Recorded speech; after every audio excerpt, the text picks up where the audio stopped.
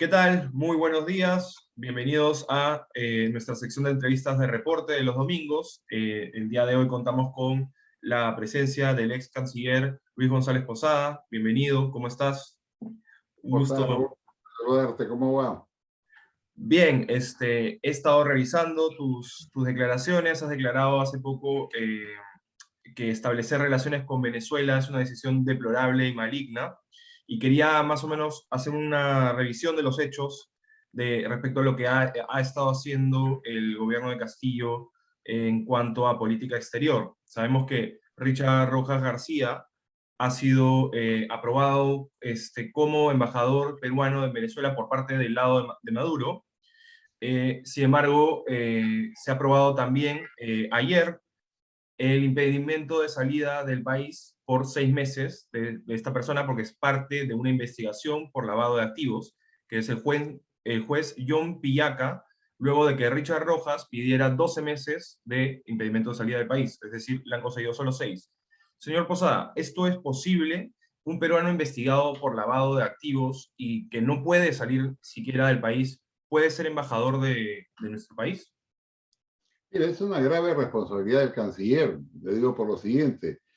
Si bien es cierto que la ley de servicio diplomático contempla que hasta un 20% de personas que no son parte del servicio, es decir, lo que llamamos políticos, puedan ser designados embajadores, también la ley de servicio diplomático establece ciertos requisitos fundamentales, ¿no? Ser peruano de nacimiento, no tener antecedentes penales, tener o haber tenido una conducta intachable, y tener versación y conocimiento sobre los temas, y además haber destacado por los servicios prestados a la nación.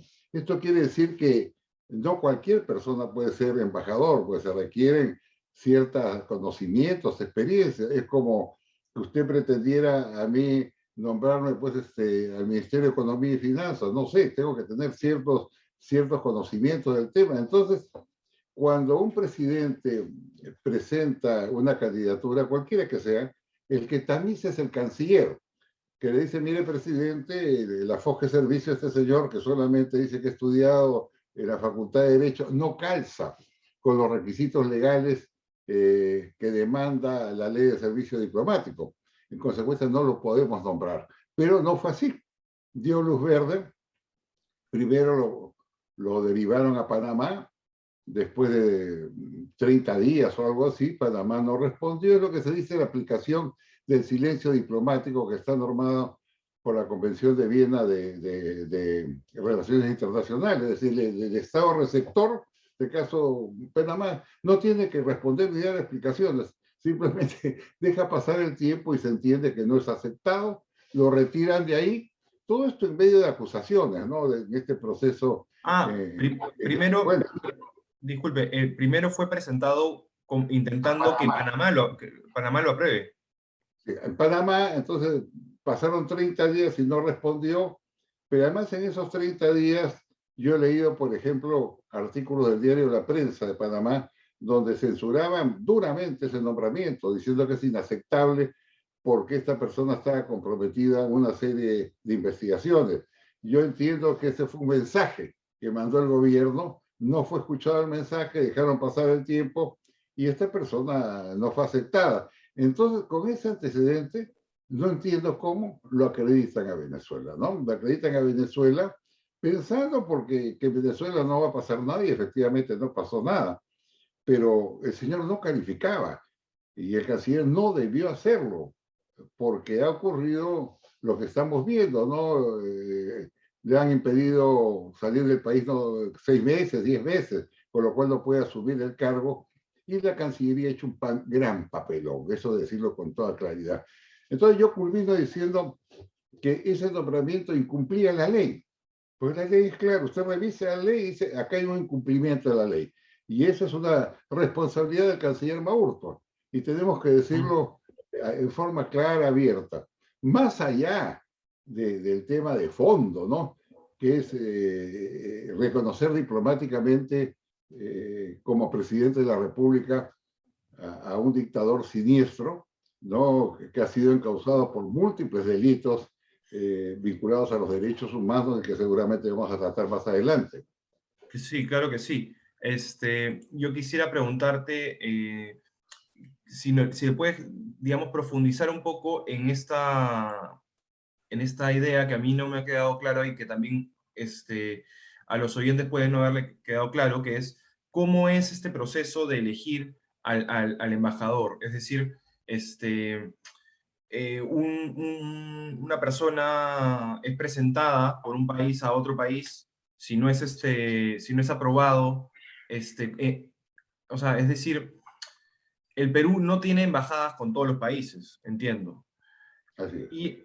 Y, evidentemente, cuando no tienes embajada con un país, significa que no tienes relaciones diplomáticas con ese país, y eso, ¿cuándo se da? Cuando tú no reconoces, es decir, tener una embajada en un país es automáticamente reconocer al O sea, el gobierno de ese blindaje país. diplomático, lo que llamamos, ¿no? El procedimiento es el siguiente. Eh, si tú quieres nombrar embajador a determinada persona de un país, llamas al país, al representante del país en el Perú, conversas con ellos, le dicen que el gobierno tiene la intención de nombrar al señor fulano de tal como embajador en su país, le alcanzas el currículum, y ellos hacen lo que se llama las consultas, o sea, el embajador mismo evalúa y da un informe a su Ujú. Cancillería. Ese es el procedimiento. Si todo está bien, le comunican que sí, que no hay ningún problema, que le van a otorgar el beneplácito, ¿no? Y una vez que le otorgan el beneplácito, se firma la resolución suprema, o el presidente de la República y el ministro de Relaciones Exteriores se publica en el peruano, de ahí la persona se traslada al lugar donde ha sido designado y presenta con credenciales, presenta su documento ante el presidente de la República diciendo soy el nuevo embajador del Perú. Recién cuando se acepta ese nuevo documento ya está blindado y reconocido como embajador del Perú. Entonces es un procedimiento muy conocido, muy tradicional, sea embajador político o sea embajador no político, ¿no? Eso es lo que se hace. Por eso hay que ser cuidadosos en el tema. Yo no recuerdo que situaciones como estas hayan sucedido. Han habido muchos embajadores políticos. En nuestro gobierno recuerdo, por ejemplo, a Alfonso Grados Bertolini, que era un notable y querido periodista con gran experiencia y versación. Augusto Ferrero Costa, que fue embajador en Roma. Entonces ha habido Ujú. gente conocida y gente que era inobjetable en su conducta, en su tradición, en sus experiencias personales. Claro. Y quisiera preguntarte, porque es cierto que el Perú, digamos, si nos podrías hacer un repaso de cuál ha sido la posición internacional del Perú respecto a Venezuela, su participación en el Grupo de Lima, ha sido notable. Básicamente inicia con una reunión en Lima, entiendo. Entonces, ¿cómo fue el proceso? ¿Cuál ha sido el rol, digamos, la conducta internacional del Perú? ¿Y cómo es que este reconocimiento de la embajada de un embajador venezolano ligado, porque entiendo que también hay una contraparte con un embajador venezolano de Maduro que ha sido reconocido en el Perú, o que tendría que ser a partir de que Richard Rojas ha sido aceptado, este, y cómo esto puede cambiar la conducta, cómo es visto internacionalmente el Perú a partir de la decisión que ha tomado Pedro Castillo y Oscar Maburto. Mira, ese es el resultado de múltiples conversaciones que se tuvieron en el Perú con organismos de derechos humanos y de los informes que se iban recibiendo sobre torturas, asesinatos, actos de crueldad, desapariciones forzosas por parte del gobierno de Maduro. Entonces, cuando hubo una reunión de cancilleres en Lima, se constituyó este grupo, ¿no? Se llama el Grupo de Lima, donde presentaron una declaración que tenía algunos puntos precisos. Primero, no reconociendo al gobierno de Maduro por haber sido resultado de un fraude electoral. Segundo, pidiendo la libertad de los presos políticos. Y tercero, que se realicen nuevas elecciones libres y transparentes. Ahí fija su posición al Grupo de Lima, que fue una posición democrática y de avanzada. A esa posición se sumaron en total 20 países del hemisferio, de nuestro hemisferio, y casi de inmediato los países europeos, más el Reino de Marruecos, Israel y Japón. En total se consorciaron 60 países en la misma decisión, lo cual ha significado, digamos, el acto o uno de los actos más trascendentes de la historia diplomática del Perú, porque fue el centro de la construcción de esta plataforma diplomática democrática de protección a las personas que están siendo afectadas por un gobierno dictatorial y de no reconocimiento, ¿no?, de una dictadura. Fue extraordinario, pero inclusive hubieron una serie de hechos adicionales. Posteriormente, la mayoría de esos países no aceptó a sus embajadores, no los acepta hasta ahora, no acreditaron embajadores en Venezuela, aplicaron sanciones. Es decir, que la cúpula madurista o chavista, civil y militar, no puede pisar territorio europeo, por ejemplo. Están prohibidos entrar al territorio europeo, y hicieron un reglaje sobre los movimientos bancarios. Fue medidas realmente muy duras, pero categóricas, de las cuales todos los peruanos debemos sentirnos orgullosos que se haya hecho esto. Esto duró bastante tiempo. Yo recuerdo, por ejemplo, como un acto valioso, cuando había hambruna en Venezuela, recuerdo una hambruna enorme, los europeos y las iglesias, entre ellos Cáritas, organizaron conseguir comidas y medicinas para llevarlos a Venezuela. Y después de hacer un notable esfuerzo, lo lograron. Cuando estaban por entrar a Venezuela, Maduro no los dejó entrar. Prohibía el ingreso, usted debe recordar, puso barreras, vallas. Son de barbarie hacer eso. O sea, usted no puede impedir que llegue ayuda de alimentos y medicinas para la gente pobre. Esto, el escándalo fue muy grande. Inclusive se llevó a Naciones Unidas, al Consejo de Seguridad, para pedir una resolución que exigiera a Maduro que deje entrar la comida, las medicinas, y lamentablemente, Raúl, no prosperó porque la vetaron dos países. Y no olvidemos, China y Rusia, que son hoy día los soportes internacionales de esa y de otras dictaduras. Entonces, sí tuvo una acción importante tratando de buscar elecciones democráticas, advirtiendo los actos contra los derechos humanos que estaba ocurriendo en Venezuela, y algo adicional, yo termino con esto, ¿no? Como el alto comisionado de las Naciones Unidas para los Derechos Humanos presentó un informe fulminante sobre la dictadura de Maduro, señalando, entre otros aspectos, que habían 7.000 personas muertas, desaparecidas, casos evidentes de personas torturadas, encarcelamientos políticos sin juicio previo, violación a la libertad de prensa y afectación de la vida y la salud de los ciudadanos que obligó a mudarse, a un éxodo. No tengo la precisión del número, pero por lo menos son 6 millones de personas. Sí. Ante eso, este informe, la señora Bachelet, que es la presidenta. Y también ese informe era complementario con otro de la Comisión de Derechos Humanos de la OEA y de la Comunidad Europea. Informes muy similares. Entonces, ¿qué pasó? Presentaron una denuncia ante la Corte Penal Internacional para que se investigue y procese a Maduro por lo que se llama crímenes de lesa humanidad. El Perú fue uno de los países firmantes.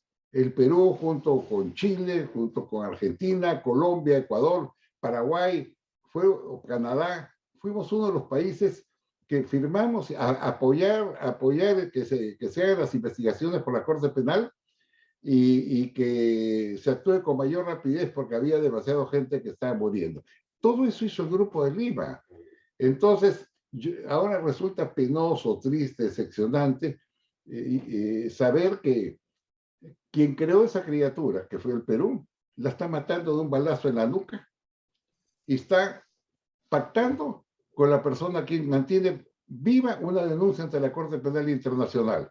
Hemos pactado con una dictadura, además una dictadura no solamente que violenta los derechos humanos de su país, sino de un gobierno fallido, con una inflación descomunal, con un salario mínimo de la gente paupérrimo. En Venezuela, el tipo de cambio del bolívar ganan exactamente $2.42 al mes. En el Perú son $240, o sea, 100 veces más. Y queremos aplicar ese modelo, no creo, ¿no? Hay 92 o 93% de pobres, 76% en extrema pobreza. Es un país inviable. y que Así además es. su territorio se ha convertido en un centro de donde están la FARC, grupos guerrilleros, países, Irán, países extraños. Entonces, estamos pactando con eso, es decir, nos están llevando al leprosorio, ¿no? Del chavismo, al cual también forma parte de Nicaragua y Cuba. A eso nos ha llevado. O sea, estamos traicionando al pueblo por lo cual constituimos el Grupo de Lima. Yo por eso considero que esta es quizás la página más negra, más oscura de la historia diplomática del Perú. Así es. Y, digamos, adicionalmente a, a esta decisión diplomática nefasta de reconocer a un gobierno dictatorial, ¿también te parece que existe evidencia para decir que están buscando blindar a esta persona del caso el cual está persiguiendo, de manera que maten dos pájaros de un tiro de alguna manera? Pero mire, sería penoso traficar con la dignidad de la Cancillería, con la soberanía del Perú, para blindar a una persona, no sería escandaloso, no. Yo creo que en el fondo hay dos obsesiones que tiene Castillo. La primera es la Asamblea Constituyente. Convocar una Asamblea Constituyente sabiendo como sabe, porque se lo han dicho todos los constitucionalistas, que es imposible reunir firmas, serían más de 70.000. Y con esas firmas se tiene que convocar una Asamblea Constituyente, eso no está contemplado. Ellos pueden reunir 70.000, 1.000.000, 5, 10 millones de firmas. Va al Congreso y el Congreso tiene que votarlo. Y si sacan 66 votos, en ese momento se convoca. Pero ellos lo saben. Lo que pasa es que utilizan políticamente este instrumento, donde dice solo una asamblea constituyente te libra de la corrupción, te genera empleo, mejores condiciones de vida, educación y salud para la población. Bueno, esa es su primera obsesión. Y la segunda es captar la plataforma diplomática de la Cancillería, porque eso sí les permite penetrar internacionalmente dentro del grupo que forman parte estos países totalitarios, ¿no? Por eso es que hay algunas señales claras. Ellos han, por ejemplo, han reconocido a los saharauis. Ese, si usted ve Es otra el pregunta que el foro de Sao Paulo, ahí lo tienen, ¿no? Los saharauis son tribus dispersas, no son nación, no están reconocidos por la ONU, no están reconocidos inclusive por los países árabes. De los 24, perdón, solo uno, que es Argelia, reconoce a los saharauis. Ningún otro país lo reconoce, salvo las dictaduras. Cuba, Argelia, Venezuela, Nicaragua, Bolivia. Entonces, esa es una primera parte de su plataforma. Lo segundo que ellos están buscando es que retornemos a organismos de latón. Por ejemplo, el UNASUR. El UNASUR lo formamos 12 países. Inclusive se construyó en Ecuador una extraordinaria sede que costó varios millones de dólares en la época de Correa, pero era tan chavista el UNASUR, tan chavista, que tenía inclusive en el pórtico una estatua gigante de Kirchner, que yo no entiendo qué ha hecho por la unidad de América Latina, pero lo tenían. Era tan chavista que los países se fueron desenganchando, entre ellos el Perú. Salieron 8 o 9, se quedaron 2 o 3 países, desapareció UNASUR, inclusive el gobierno que sucedió al de Correa, el del presidente Lenín Moreno, tomó el local y se le entregó a un instituto de estudios lingüísticos de lenguas aborígenes del Ecuador. No existe. Ahora ellos están peleando por recuperar UNASUR, porque es una plataforma de ellos, ¿no? Entonces, ellos también quieren impulsar el CELAC, ¿no? Que es la coordinadora de Estados latinoamericanos y caribeños, 33 o 34 países que son lo mismo de la OEA, pero sin Estados Unidos y Canadá, donde no tienen oficina ni secretaría, pero sí tienen voz política, pueden movilizarse políticamente. Entonces el chavismo tiene una serie de organismos que ha ido conformando, el grupo del ALBA, por ejemplo, Petrocaribe, que reúne un conjunto considerable de naciones donde ellos le vendían, porque ahora no creo que lo hagan, petróleo a precio regalado, construían refinerías, inclusive le regalaron uno de ellos un aeropuerto moderno. Entonces, ¿Por qué lo hacían? Porque con esos apoyos, esos 5 o 6 países caribeños nunca votaban contra Venezuela en la OEA y por eso nunca se pudo conseguir los 24 votos necesarios para aplicarle la Carta Democrática y retirarla del organismo hemisférico. Entonces ellos tienen plataforma que la movilizan internacionalmente, también con el Foro de Sao Paulo, y que se entrometen en asuntos de competencia interna de los países. Ellos están detrás de cada elección, envían asesores, técnicos, expertos, y yo no lo dudo que financiamiento también, ¿no? Esa es la más poderosa organización internacional política, es esa. Los demás son simplemente membretes. Mi partido forma parte de la Internacional Socialista. Bueno, la Internacional Socialista no existe. Nunca ha hecho una declaración, nunca ha dicho una palabra, nunca ha intervenido. Está muda, solamente los miembros de la Internacional Socialista hoy día son un viejo recuerdo del pasado y aparecen cuando un partido de la Internacional gana una elección. Entonces ahí usted ve a los dirigentes principales en los cócteles brindando. No sirve como organización, no existe como organización. Claro, ya no tiene operabilidad política, ¿no? Y tampoco existe, mire, este es un continente extraño. Supuestamente tenemos soportes para defender las instituciones, ¿no? Por ejemplo, tenemos el Parlamento andino, el Parlamento latinoamericano, el Parlamento amazónico, el Parlamento indígena, el Parlamento de UNASUR. Entonces, tenemos 5 parlamentos, 5 bloques parlamentarios que nunca dijeron una sola palabra. O cuando se produjo el autogolpe en el Perú, recuerdo de Fujimori, mudos. Pero yo a esa gente sí, yo los veía en las reuniones en Caracas, donde daban grandes discursos recordando al libertador Bolívar y las hazañas que realizaban ellos, y se iban de paseo en la playa, pero cuando en el Perú se dio un golpe de Estado no se atrevían siquiera a mandar una misión de observación, no quisieron.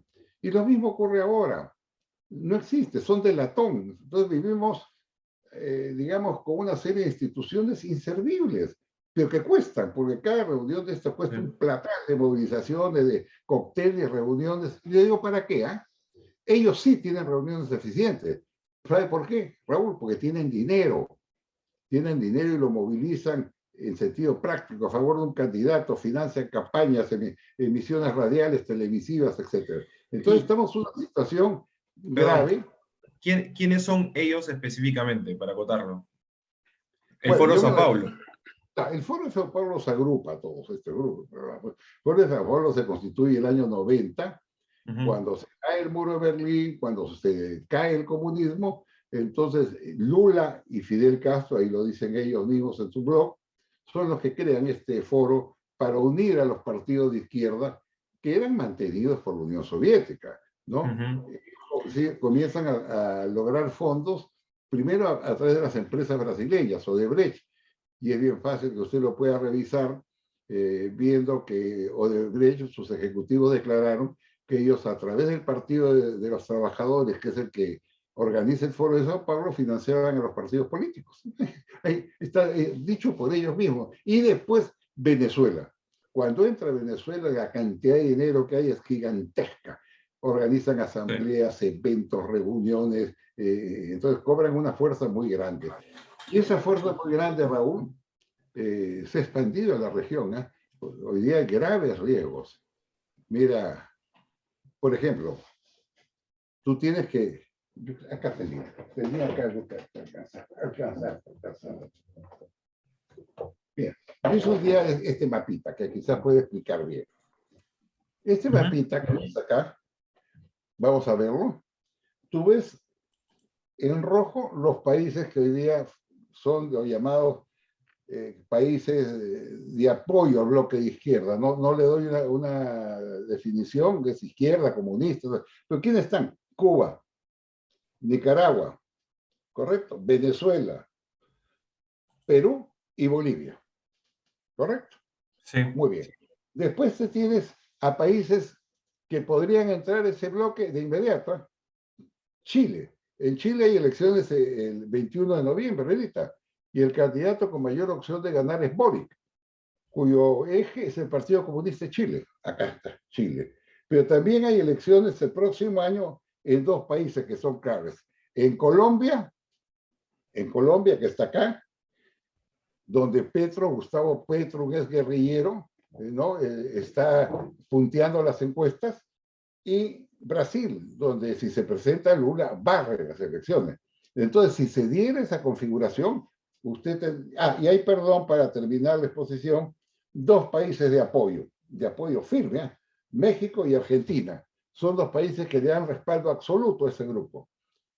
¿Correcto? ¿Sí? Entonces usted tendría un eje y casi todo el continente capturado, porque acá al lado derecho vemos los países caribeños que están gobernados por ellos, por el petróleo barato, etc. Esta es la realidad continental. La realidad continental ha dado un giro espectacular con un patrón adicional que es importante. Estados Unidos ya no pesa en la región, pesa en China y Rusia. Si usted ve, por ejemplo, el comercio nomás, el comercio entre Perú y China es el doble. La balanza comercial es el doble que con Estados Unidos, Sí, ¿no? eso es un problema. Bancos, financieras, invierte en minas, en empresas, igualas en otros países. Estados Unidos, que es su hemisferio, ha perdido el control político de todas estas naciones. Y eso es sumamente delicado y que quizás debe merecer un análisis más prolijo, ¿no? De qué está pasando y qué cosas se puede hacer. Exactamente. Eso me hace preguntarte algo más de fondo, ¿no? Que decanta a partir de lo que mencionas, que es el hecho de que la región tiene históricamente una afinidad cultural que repercute a nivel geopolítico, ¿no? Es el hecho de compartir el mismo idioma, la misma religión y el mismo pasado común de haber sido un imperio español, de haber sido el imperio español, ¿no? Entonces, la pregunta es, ¿no será que tal vez no ha existido una competencia por parte de una alternativa que no sea socialista y que más bien el socialismo se ha convertido en una especie de movimiento o plataforma para poder justificar la unión geopolítica de esta región, aliándose con China y Rusia para poder de alguna manera catapultar el poder que necesita esta región para poder unirse? Y obviamente yo estoy en contra de que sea el socialismo aquello que nos una, pero que tal vez la alternativa para poder luchar con más fuerza sea, por ejemplo, esta iniciativa de la Carta de Madrid, para poder crear no solamente movimientos nacionales, sino movimientos supranacionales que permitan también con esa visión de unificación de este bloque geopolítico, ¿no? Que tenemos ciertos intereses comunes, poder enfrentar al Foro de Sao Paulo. No sé qué piensas. Sí, yo creo que acá estamos pagando varias consecuencias. La primera, yo me referí a Estados Unidos, porque el Sí, último gran esfuerzo que realizó fue la Alianza para el Progreso, en el año 1961-62, con el presidente Kennedy, donde eh, puso 20.000 millones de dólares de esa época, que son, porque hice el cambio de actual, 176.000 millones de dólares de la fecha de hoy día, para que se desarrollaran programas sociales en la región: agua, electricidad, saneamiento, escuelas, etcétera, a través del BID, del Banco Interamericano de Desarrollo. Muy bien, el programa comenzó con mucho auspicio, con bombos y platillos, pero murió Kennedy, murió el programa. Se acabó el programa. Esa ha sido una lástima, que no hemos sabido construir los latinoamericanos un nuevo programa, no de sometimiento nunca, sino de cooperación con los Estados Unidos. Y mientras eso ocurría, teníamos el impacto de hechos terribles. Recuerda, Raúl, que el año 62, 1962, estuvo a punto de explotar una guerra nuclear en nuestro territorio, cuando aviones norteamericanos U-2 descubrieron que se estaba instalando en Cuba plataformas para el lanzamiento de cohetes de mediano y largo alcance con dirección a los Estados Unidos, un terror mundial, ¿no? Una gran sí, negociación entre Khrushchev y Kennedy. Bueno, si explotaba esa guerra promovida por la Unión Soviética y por Cuba, reventaban a todo nuestro hemisferio. Eso no se ha dicho con precisión. La segunda gran intervención de ellos ha sido, fracasada la primera, financiar la guerra de guerrillas. La guerra de guerrillas estalló en toda América Latina, financiada por la Unión Soviética y aplicada por Cuba, en Perú, en Bolivia, en todos los países que generaron muertos, heridos, destrucción y también surgimiento de gobiernos fascistas, de dictadores de toda naturaleza. Y la tercera ola la estamos viviendo hoy día. La tercera gran invención rusa es esta. Entonces, quizás no hemos sabido medir todos estos temas, cómo conducir una política liberal, democrática, entre todos nuestros pueblos, y estamos pagando pues el resultado penoso de esta situación. Yo te lo digo, yo he tenido la oportunidad por estar con varias personas que pasaron por la tumba. La tumba es un que queda en el sótano del Servicio de Inteligencia Bolivariano, que son pequeños cuartos donde están aislados, no ven día y noche, refrigerados con luces prendidas. Y realmente a mí me conmovían las historias, las muertes, los asesinatos, cómo torturaban y gritaban. Entonces hemos pactado con ese régimen siniestro, decía, pero también hemos pactado con otros. El Perú no ha dicho una palabra ante los hechos internacionalmente conocidos de la represión en Cuba. No ha dicho una palabra, por ejemplo, de que el señor Ortega haya metido preso a todos los candidatos a la presidencia de oposición, porque él pretende seguir siendo presidente de la República por una nueva reelección. Entonces, hemos perdido, digamos, la fibra democrática que siempre debe animar a los estados, porque son principios fundamentales, inclusive consagrados en la Carta de Naciones Unidas de la OEA. ¿Cómo compatibilizar todos estos hechos, como lo que tú inicialmente me preguntabas, con la decisión deplorable y maligna de pactar con un dictador como Maduro, que está reprimiendo a un pueblo que protegimos nosotros los peruanos entre un conjunto de naciones durante muchos años? Entonces es muy difícil tener una explicación concreta. Pero yo tenía entendido que con el voto del Perú se ha pedido la liberación inmediata de los candidatos de Nicaragua. No sé si, y algunos han querido decir, he escuchado por ahí especialistas diciendo que esto mostraría que Pedro Castillo no es tan radical. No sé qué piensas al respecto. Bueno, ha sido una votación Que es un poco que es un poco incoherente en realidad con lo que con pactar con Maduro por un lado y luego con la OEA pedir la liberación digamos, los detenidos, los candidatos detenidos en las elecciones de Nicaragua. Si va a ser una votación, fue una votación en la OEA, hubiera sido muy difícil explicar acá en el Perú que el Perú vote por la no liberación de los candidatos a la presidencia de Nicaragua. Muy difícil. O que no diga nada por el secuestro del diario La Prensa, la detención de sus periodistas. De tal manera que son algunas liberalidades que no hacen daño. Simplemente una declaración. Pero yo no he visto una posición firme como gobierno de protesta frente a ocurrencias de esta naturaleza. Yo tengo un principio, o creo un principio, ¿no? Nosotros no podemos tener relaciones diplomáticas con gobiernos de esa naturaleza porque los legitimamos, les damos legalidad. ¿Cómo entenderán, por ejemplo, los venezolanos que están en las cárceles, que están torturados, las familias de tantos muertos, ver mañana una fotografía donde el embajador del Perú se abraza con Maduro?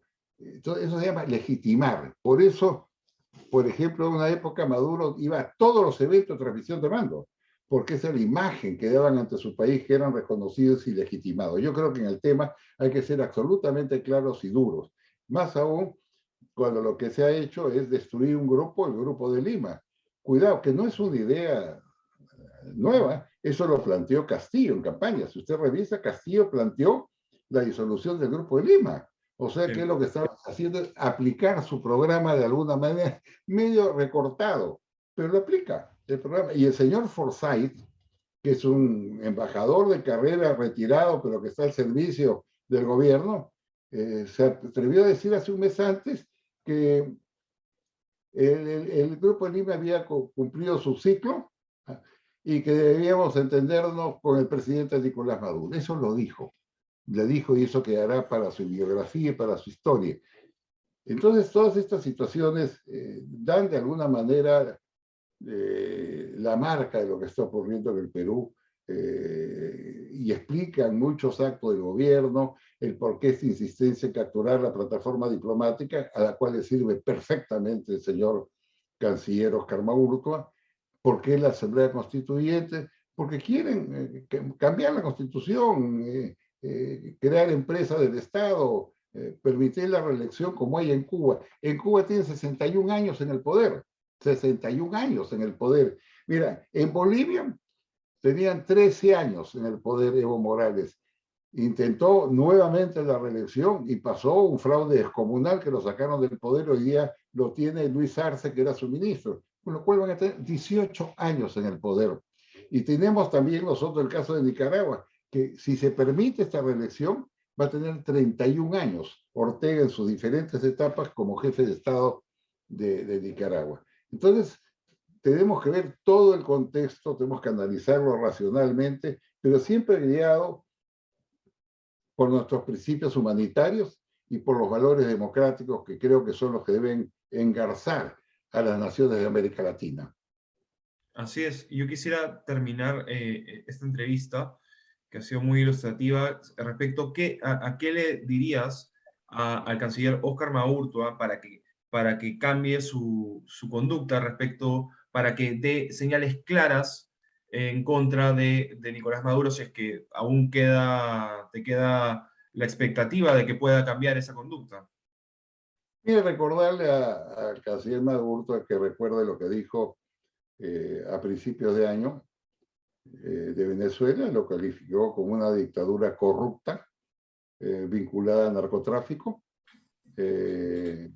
respaldó al Grupo de Lima, respaldó que se aplicaran sanciones a Venezuela, respaldó nuestra denuncia ante la Corte Penal Internacional, simplemente que regrese a lo que fue y que no sea lo que no debe ser, porque además no representa el pensamiento de la Cancillería Bicentenaria del Perú, que ha tenido pues personas ilustres que han defendido principios, valores, Raúl Porra Berrenechea, Víctor Andrés García Belaúnde, García Bedoya, o sea, tanta gente que ha dado lustre a la Cancillería para que hoy día nos coloquen en ese leprosorio diplomático que se llama chavismo, ¿no? Que reflexione. La vida pasa, el daño queda registrado y puede hacernos un daño muy grave al Perú. Yo creo que si yo no sé qué ha generado ese cambio de Maduro, de dar un bandazo, por ahí está por escrito, tú puedes acceder a lo que dijo Sí, por sí, escrito, ¿no? A lo que no está se haciendo hoy entiende. día. Sí, no se entiende, no sé qué podríamos pensar respecto a este cambio, salvo el hecho de que tal vez la presión de Pedro Castillo simplemente ha sido tan fuerte de decirle o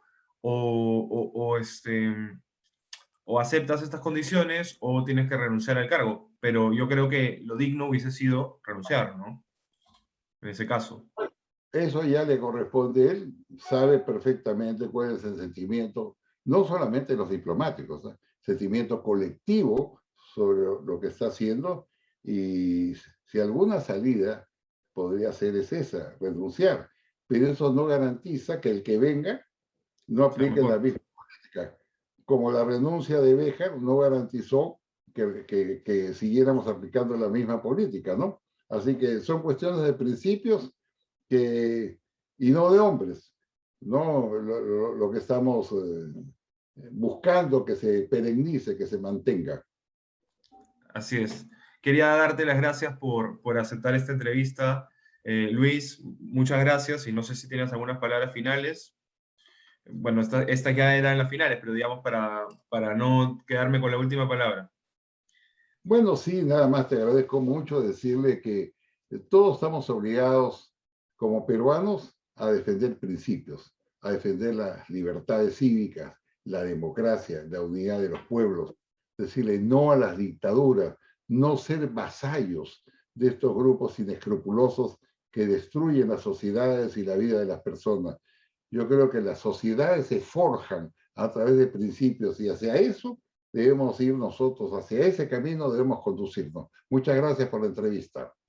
Muchas gracias, Luis, y muchas gracias a todos los oyentes de Reportes. Este fue Luis González Posada. Y bueno, si les ha gustado esta entrevista, no se olviden de darle like al video, de suscribirse al canal y de darle a la campanita para que siempre reciban las notificaciones.